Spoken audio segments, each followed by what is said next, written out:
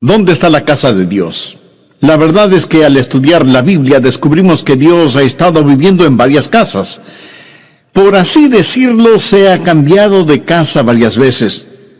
Lo que sucede es que cuando Dios vive en una casa y esa casa empieza a estar contaminada y sucia, Dios saldrá de esa casa porque Él no puede vivir en una casa sucia.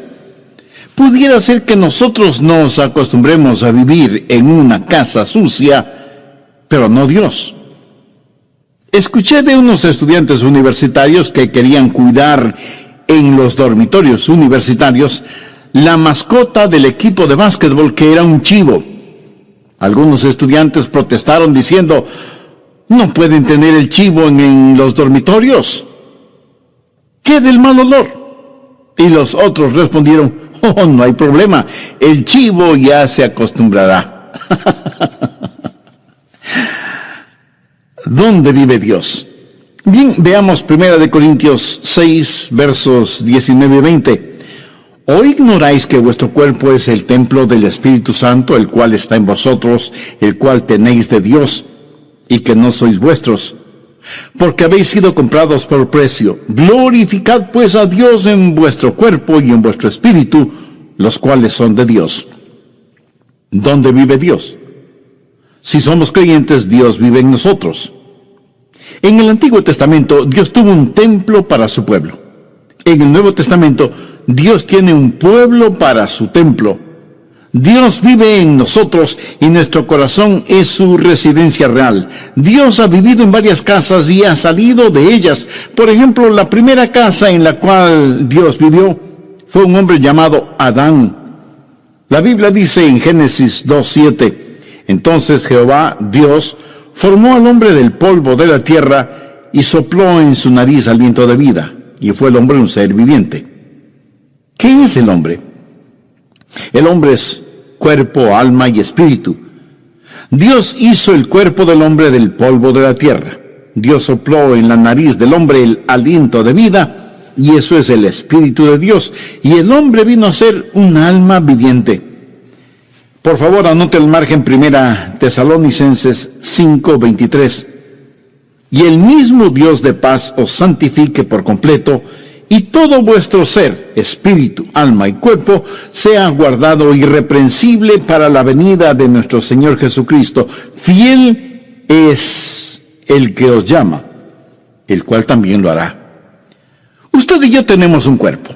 Esto es piel, pelo, huesos, músculos, venas, nervios, hígado, pulmones, etc. Eso es nuestro cuerpo. Y con este cuerpo tenemos vida física y estamos en contacto con el mundo físico. Pero la Biblia también dice que tenemos un alma. Ahora, ¿qué es el alma? La palabra griega para alma es psique, que es la palabra raíz de donde tenemos palabras como psicología, psiquiatría, etc. El alma es la parte emocional de cada uno de nosotros, la porción cognitiva que vive en nuestro cuerpo. La mente, las emociones, la voluntad, todas esas cosas que hacen de nosotros lo que somos y definen nuestra personalidad, inteligencia, sentido del humor, proclividades, idiosincrasias. Esa es nuestra alma. Con nuestro cuerpo tenemos vida física y contacto con el mundo físico. Con nuestra alma tenemos vida psicológica y conocemos el mundo dentro y alrededor de nosotros. ¿Y qué acerca del espíritu? Yo solía pensar que alma y espíritu eran lo mismo, pero eso no es lo que las Escrituras enseñan. Pablo menciona cuerpo, alma y espíritu. Dios mismo establece una diferencia entre alma y espíritu. Busque Hebreos 4:12. Porque la palabra de Dios es viva y eficaz y más cortante que toda espada de dos filos y penetra hasta partir el alma y el espíritu. ¿Qué es el espíritu? Es la parte de nuestra naturaleza que nos capacita para conocer a Dios, porque Dios es espíritu, y los que le adoran en espíritu y en verdad es necesario que le adoren. En espíritu y en verdad. Y cuando somos salvos, el Espíritu de Dios testifica a nuestro propio espíritu de que somos hijos de Dios. Ahora, las plantas tienen cuerpo, pero no tienen un alma. Los animales, y esto seguramente le va a sorprender, tienen alma. En ese sentido, la palabra alma significa sencillamente vida consciente. En el Génesis se habla de criaturas vivas que tienen nefesh, o sea, alma. Por si no lo sabía, su perro tiene mente, emoción y voluntad. Pero lo que le hace al hombre más que un animal inteligente es que tiene un espíritu. Los perros nunca oran, aunque muchos seres humanos tampoco lo hacen.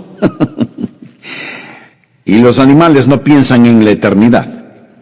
Las plantas tienen vida inanimada, los animales tienen vida animada, pero solo los humanos tienen vida espiritual. Dios puso en nosotros un espíritu, sopló en nuestra nariz aliento de vida y vinimos a ser seres vivientes, porque el Espíritu de Dios está en nosotros. Es el Espíritu el órgano de nuestro conocimiento espiritual, y Dios creó al hombre para vivir en él, y Adán fue una casa de 3/4, por así decirlo. Siendo que Dios es un Dios trino, tiene preferencia por el número 3, Padre, Hijo y Espíritu Santo. Y todo lo que Dios creó refleja esa verdad. ¿Qué es el espacio? Altura, anchura y profundidad. La altura no es la anchura y la anchura no es la profundidad. Cada una es diferente, pero son lo mismo. Son distintivas, pero inseparables, como el Padre, el Hijo y el Espíritu Santo. Pero no solo el espacio, sino también el tiempo. ¿Qué es el tiempo? Pasado, presente y futuro. El pasado no es el presente no es el futuro y el futuro no es el pasado. Cada uno es distintivo, pero son inseparables. Y cuando Dios creó al hombre, lo hizo cuerpo, alma y espíritu. Y todo vuestro ser, espíritu, alma y cuerpo, sea guardado irreprensible para la venida de nuestro Señor Jesucristo. Fiel es el que os llama, el cual también lo hará. Cuando Adán salió de la línea de ensamblaje celestial, iba a ser una residencia real. Dios iba a vivir en el espíritu de Adán. Y cuando la Biblia dice que Dios caminaba con Adán, ¿cree usted que Dios físicamente tomaba a Adán por el brazo para pasear por el jardín del Edén? Puede ser que sí, puede ser que no. Dios tiene poder para hacer lo que quiera hacer. Yo creo que Dios no estaba en el exterior, sino en el interior de Adán. Adán fue la casa primaria de Dios. Ahora quiero que anote las siguientes palabras, porque este estudio bíblico se desarrolla alrededor de esas palabras: diseño, deshonra, desolación y destrucción. En primer lugar, Dios creó a Adán, y Adán fue una casa de 3/4. El cuarto más interior, el espíritu, es donde Dios moraba con Adán. Dios diseñó esta casa de 3/4 como su casa primaria. Pero no solo fue una casa diseñada, sino que en segundo lugar se volvió una casa deshonrada cuando Adán pecó contra Dios. En Génesis 3:6 leemos: y vio la mujer que el árbol era bueno para comer y que era agradable a los ojos, y árbol codiciable para alcanzar la sabiduría. Y tomó de su fruto y comió, y dio también a su marido, el cual comió así como ella. Eso sencillamente quiere decir que pecaron, transgredieron la ley de Dios, porque cualquier pecado es transgresión de la ley divina. Desobedecieron a Dios. Y esta hermosa casa que Dios hizo fue contaminada, deshonrada, ensuciada y quedó desolada porque Dios salió de esa casa. Génesis 3:19 dice: con el sudor de tu rostro comerás el pan hasta que vuelvas a la tierra, porque de ella fuiste tomado, pues polvo eres, y al polvo volverás. Cuando Adán pecó, Dios salió de la casa, y ahora Adán espiritualmente está sin Dios, pero su alma y su cuerpo están vivos. Adán es ahora una casa desolada, sin Dios. Y en vez de centrarse en Dios, se centra en sí mismo. Y en vez de que el espíritu tenga dominio sobre el alma tiene dominio sobre la mente, las emociones y la voluntad. Así que la casa diseñada fue deshonrada y quedó desolada. Y será finalmente destruida. Pues polvo eres, y al polvo volverás. ¿Cómo murió Adán? Dios había advertido a Adán y a Eva que si comían del árbol prohibido, morirían. Cuando usted lee la Biblia, descubre que Adán vivió 900 años y tuvo hijos. Pero Dios no había dicho que morirían si comían del fruto prohibido. Entonces, ¿murió o no murió? Déjeme decirle cómo murió Adán. Murió inmediatamente en su espíritu, murió progresivamente en su alma y murió definitivamente en su cuerpo. Esto es muy importante y quiero que se lo grabe muy bien en su memoria. Ahora, ¿qué significa el estar perdido? ¿Están perdidos solo los ladrones, los violadores, los asesinos, los drogadictos, los depravados sexuales? No. Estar perdido es estar sin Dios. ¿Cuánto se necesita pecar para estar sin Dios? La mitad de un pecado, ni siquiera un pecado entero. Dios jamás vivirá en una casa sucia. Dios ya no permaneció en Adán, que fue su residencia real y primaria. El instante que Adán pecó, inmediatamente murió en su espíritu. Leemos en 1 de Juan 5:12, el que tiene al Hijo tiene la vida, el que no tiene al Hijo de Dios no tiene la vida. Muchos de quienes me escuchan este mismo momento, aunque sientan latir su corazón y sepan que sus mentes están lúcidas, si no tienen a Cristo, están muertos. Y hay millones de muertos vivientes en el mundo. Y usted, aunque no se haya dado cuenta, probablemente está rodeado de gente que vive, pero en realidad está muerta. O a lo mejor usted mismo es una de esas personas. Adán murió inmediatamente en su espíritu y progresivamente en su alma. Ahora, ¿qué es el alma? La mente, la emoción y la voluntad. Su mente, que debía estar centrada en Dios, se volvió un jardín de malezas. Temores y neurosis y desengaños y dolores llenaron su corazón, su mente, su alma. Murió progresivamente en su alma. Y finalmente su cuerpo murió. Pero la semilla de la muerte ya estuvo en él el momento que pecó. Muchos durante la época de Navidad compramos lo que llamamos un árbol natural o vivo. Mi amigo, ese árbol ya nada tiene de vivo o de natural, porque murió el momento que lo cortaron. Y si está muerto ya no es natural, porque carece de vida. Puede parecer que tiene vida, pero solo espere unos días y ese árbol dará evidencias no de tener vida, sino de estar absorbido por la muerte. Hay personas que van a las iglesias bien decoraditas, lucen atractivas y frescas, pero están separadas de la vida de Dios. Solo hay que darles tiempo y su separación de Dios, su muerte espiritual, se hará evidente. Sin Dios morimos inmediatamente en nuestro espíritu, morimos progresivamente en nuestra alma y final y definitivamente morimos en nuestro cuerpo. Nuestro cuerpo lenta pero inexorablemente está descendiendo hacia la tumba. Una casa diseñada, deshonrada y desolada. Dios salió de esa casa destruida y que fue la casa primaria de Dios y se llamó Adán. La segunda casa a la cual Dios habitó fue un templo. En el Antiguo Testamento Dios construyó un templo para su pueblo, un tabernáculo, que fue una enorme carpa. Más tarde se edificaría una estructura sólida, pero la idea y principio es el mismo. Ya se hable del tabernáculo o del templo, y por poco que usted sepa del tabernáculo o del templo, sabe que había 3 divisiones básicas o 3 cuartos. El patio exterior, el lugar para los sacrificios, el patio interior o lugar santo, donde la gente se reunía para tener comunión, y el lugar santísimo en donde estaba la Shekinah, la gloria de Dios. ¿Qué era el templo? No fue nada más que un modelo gigantesco, fue una lección objetiva de lo que es el cuerpo humano.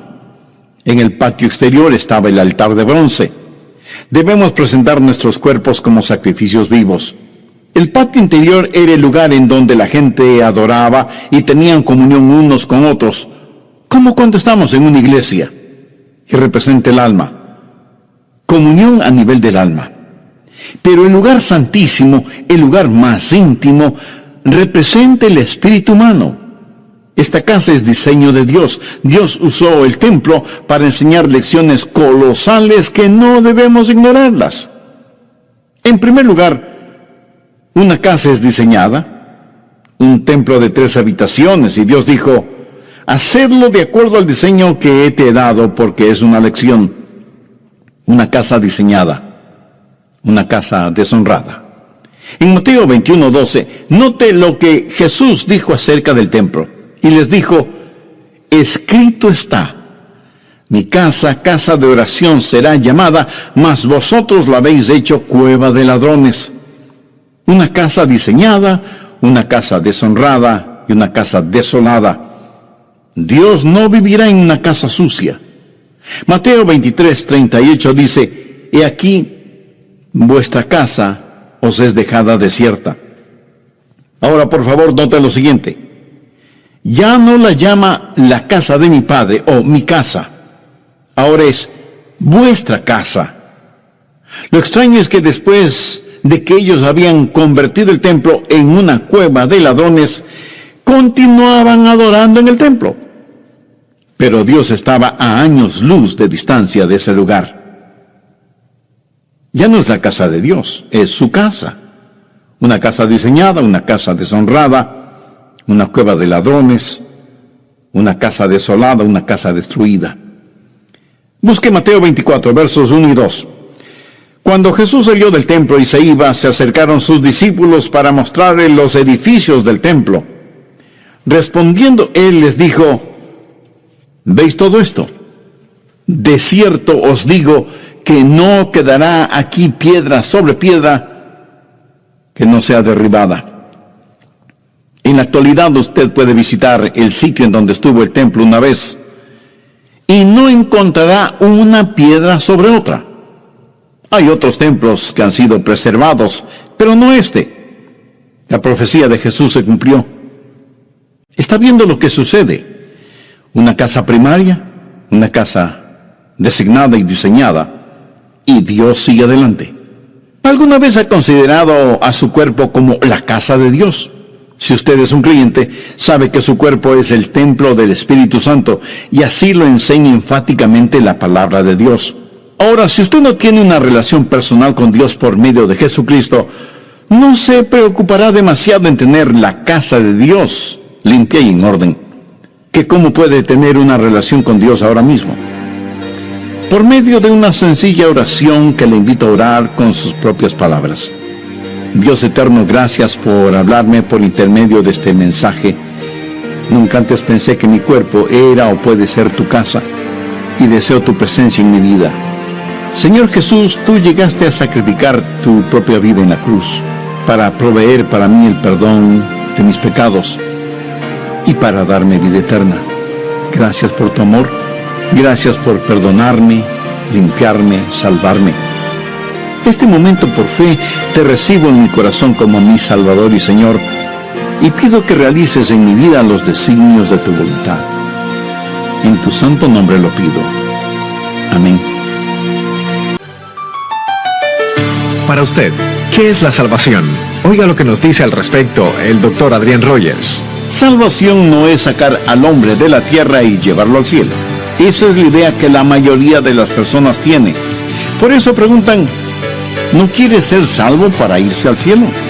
Ahora, por supuesto que quiero ir al cielo, pero eso no es la salvación.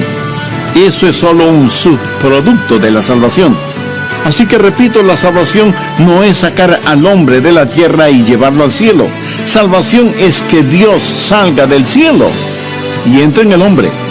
Ser salvo es tener a Dios en su corazón, ayudándole a entender que usted es ahora templo del Espíritu Santo. Amigos, gracias por acompañarnos en esta nueva emisión de El Amor que Vale. Mi nombre es Irving Ravelo.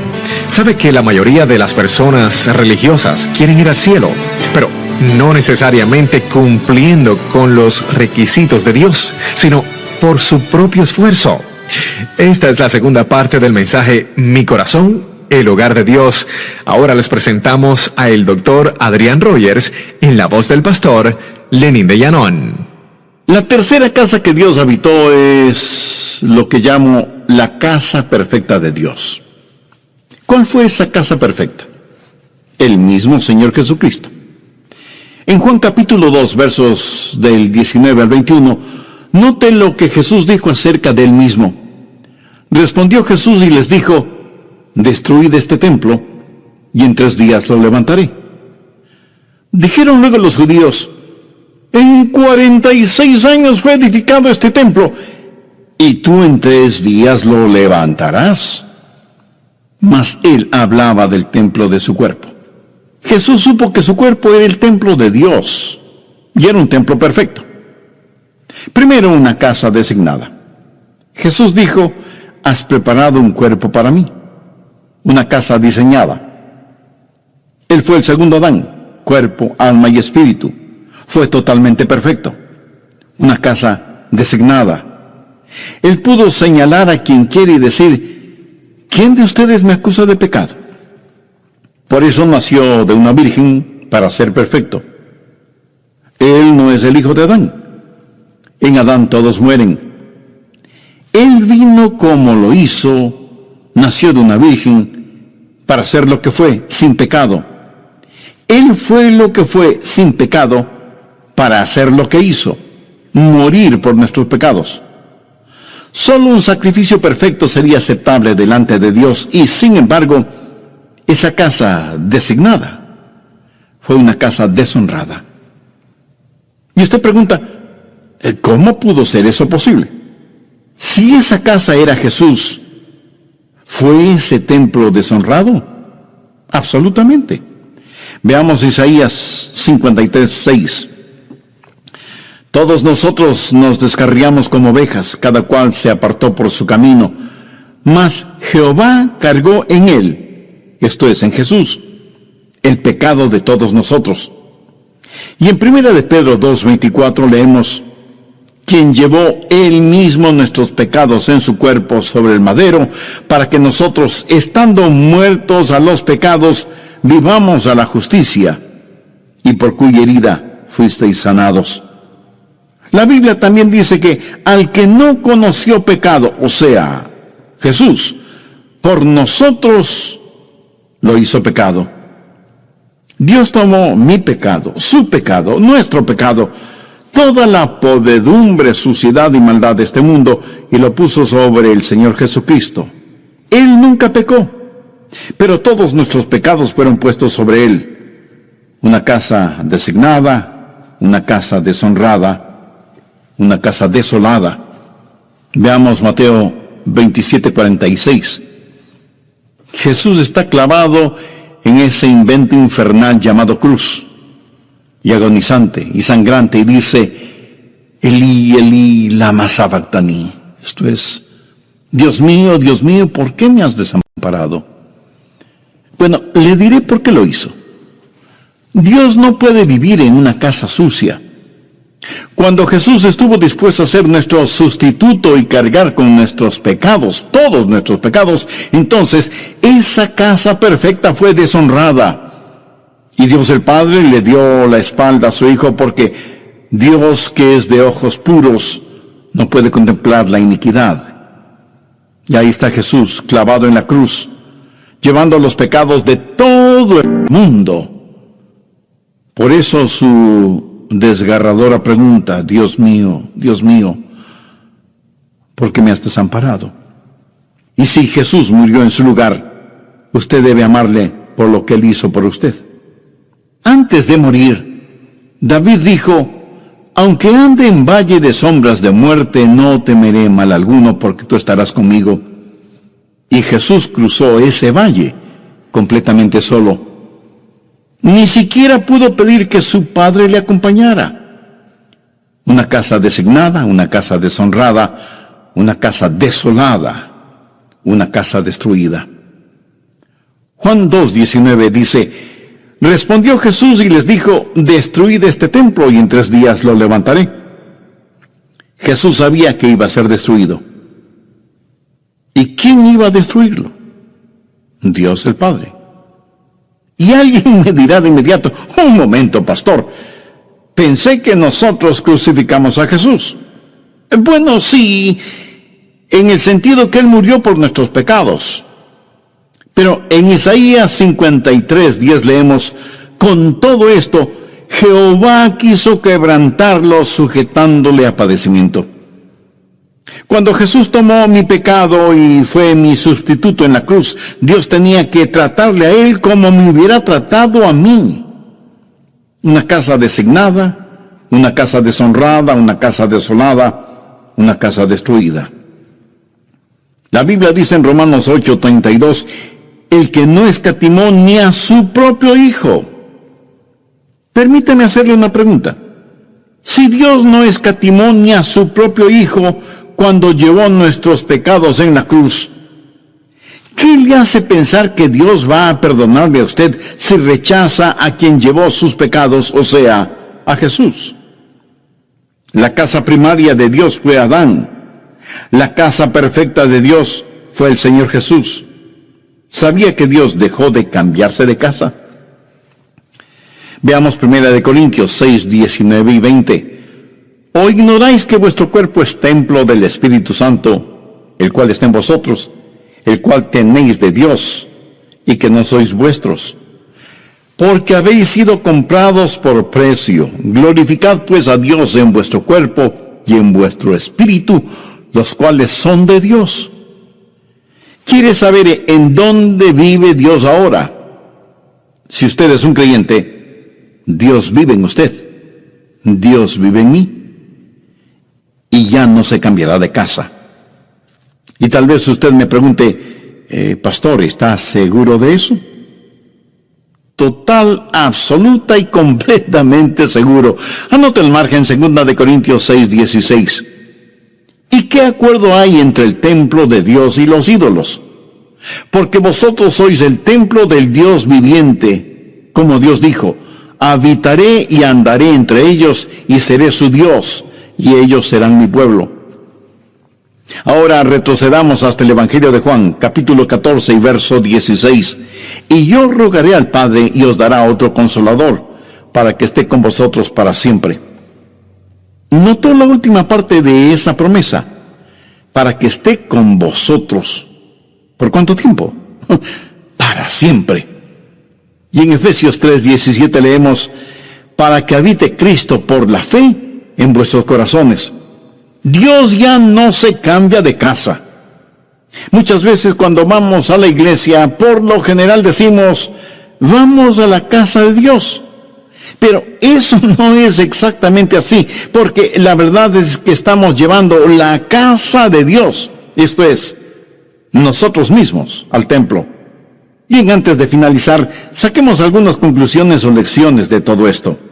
Primero, la lección concerniente a la salvación. ¿Qué es la salvación?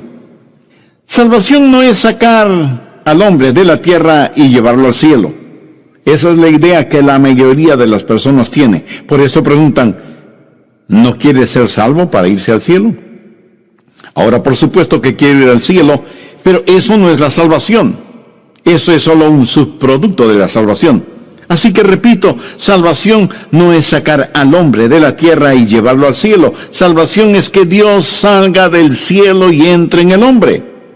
Ser salvo es tener a Dios en su corazón, ayudándole a entender que usted es ahora el templo del Espíritu Santo. Segundo, la lección concerniente a la seguridad. Dios ha dejado de cambiarse de casa. Dios habita en nuestro corazón por fe y Él nunca, nunca, nunca nos dejará ni nos abandonará. Él vino para permanecer con nosotros y en nosotros. Ahora estoy seguro que alguien me preguntará, pero pastor, usted dijo que Dios no vivirá en una casa sucia, y yo francamente en ese aspecto, lejos estoy de ser perfecto o limpio. Amigo, su inquietud es honesta y válida. Permítame decirle lo que sucede. Debido al sacrificio en el Calvario, ningún pecado le será imputado a usted. Busque Romanos 4, los versos 7 y 8. Bienaventurados aquellos cuyas iniquidades son perdonadas y cuyos pecados son cubiertos. Bienaventurado el varón a quien el Señor no inculpa de pecado. Si Dios tuviera que poner a un medio pecado en su hoja de vida, él tendría que cambiarse de casa. Pero no le inculpa a usted de pecado porque ya le perdonó. Entonces, ¿qué sucede si usted vuelve a pecar? Que Dios tendrá que disciplinarle, tendrá que castigarle. ¿Qué es lo que dice Hebreos 12:6? Porque el Señor al que ama disciplina y azota a todo el que recibe por hijo. Algunas personas no creen en la eterna seguridad del creyente. Piensan que usted puede salvarse y perderse, salvarse y perderse. Y si usted cree semejante cosa, se volverá en un neurótico espiritual. Algunos dicen, oh, yo creo en la seguridad y creeré absolutamente en ella cuando llegue al cielo. Otros piensan, cuando súbitamente dé el gran salto hacia el cielo, cerraré las puertas celestiales detrás de mí y diré, vaya, ahora estoy a salvo. Bien, pero espere un minuto. Recuerde que ángeles cayeron del cielo. Escúcheme muy atentamente. Seguridad no es un lugar. Seguridad es una persona. Y su nombre es Jesucristo. Tercero, la lección concerniente a la santificación. Ya he dicho que Adán murió inmediatamente en su espíritu, murió progresivamente en su alma y murió definitivamente en su cuerpo. Ahora cuando usted se salva, Dios pone todo esto al revés, porque cuando se salva usted es justificado inmediatamente en su espíritu. La Biblia habla del espíritu del hombre justo, hecho perfecto. Usted es justificado inmediatamente. El momento en que usted le dice sí a Jesucristo, ese mismo instante es justificado en su espíritu y cada pecado, cada mancha, cada arruga es enterrado en la tumba del olvido de Dios. Y no solo que es justificado inmediatamente en su espíritu, sino que es santificado progresivamente en su alma. Adán murió progresivamente en su alma, pero usted es santificado progresivamente en su alma. Dios trabaja en usted diariamente para que sea más y más a la semejanza del Señor Jesucristo, porque nosotros no estamos totalmente santificados todavía. Filipenses 1:6 dice, al que comenzó en vosotros la buena obra, la perfeccionará hasta el día de Jesucristo. Justificados inmediatamente en el Espíritu, santificados progresivamente en el alma y por último, un día seremos glorificados. La Biblia enseña que uno de estos días Él va a cambiar mi cuerpo vil a la semejanza de su cuerpo glorioso. Por eso el salmista dijo, estaré satisfecho cuando despierte a tu semejanza. ¿Cómo voy a hacer? No lo sé. Pero sí sé una cosa. Seré a la semejanza de Jesucristo. Y eso es más que suficiente para mí. Y espero que sea más que suficiente también para usted. Un niño o niña de 3 años puede hacer preguntas acerca del cielo que nadie puede responder. Porque hay cosas que sabemos y cosas que no sabemos. Cosas sobre las cuales podemos ser muy dogmáticos. Y cosas sobre las cuales no debemos ser dogmáticos. Primera de Juan 3:2 dice, amados, ahora somos hijos de Dios, y aún no se ha manifestado lo que hemos de ser. Pero sabemos que cuando Él se manifieste, seremos semejantes a Él, porque le veremos tal como Él es. Seremos hechos a la semejanza del Señor Jesucristo. Adán murió inmediatamente en su espíritu, progresivamente en su alma y definitivamente en su cuerpo. Yo soy justificado inmediatamente en mi espíritu, santificado progresivamente en mi alma y glorificado definitivamente en mi cuerpo. Qué extraordinario será el día cuando las sombras de esta vida se mezclen con los rayos de la eternidad y Jesús retorne y nosotros seamos levantados para encontrarnos con Él en el aire. Ah, cómo le adoraremos. Él habita en nosotros. Está en nosotros para quedarse. Jamás nos abandonará ni nos dejará. ¿O ignoráis que vuestro cuerpo es templo del Espíritu Santo, el cual está en vosotros, el cual tenéis de Dios, y que no sois vuestros? Porque habéis sido comprados por precio. Glorificad pues a Dios en vuestro cuerpo y en vuestro espíritu, los cuales son de Dios. Su cuerpo es el templo del Espíritu Santo de Dios. ¿Cuántos de ustedes usan un lenguaje soez que no lo usan cuando están en la iglesia? Recuerde que cada día es un día santo y cada lugar es un lugar sagrado. Usted no haría nada para deshonrar o ensuciar la iglesia a la que asiste, ¿verdad? Entonces, ¿por qué deshonrar o ensuciar su cuerpo, que es el templo del Espíritu Santo de Dios? Si usted es un creyente, Dios vive en usted. Él ha hecho morada en su corazón y su vida, y ya nunca jamás se cambiará de casa. Si usted aún no es salvo, pero quiere serlo, le prometo con la autoridad de la palabra de Dios que Jesús le salvará, como salvó a aquella mujer cuya carta leí. Y si usted está pensando, pero yo no soy pecador como ella, ¿sabe lo que Jesús les dijo a los fariseos que se creían tan justos y piadosos? De cierto os digo que los publicanos y las rameras van delante de vosotros al reino de Dios. No hay ninguna persona tan mala que no pueda ser salvada, y no hay ninguna persona tan buena que no necesite salvación. Y si usted quiere ser salvo ahora mismo, le invito a orar conmigo esta oración. Querido Dios, soy un pecador y estoy perdido. Necesito ser salvo y quiero ser salvo. Señor Jesús, tú moriste en la cruz del Calvario para salvarme.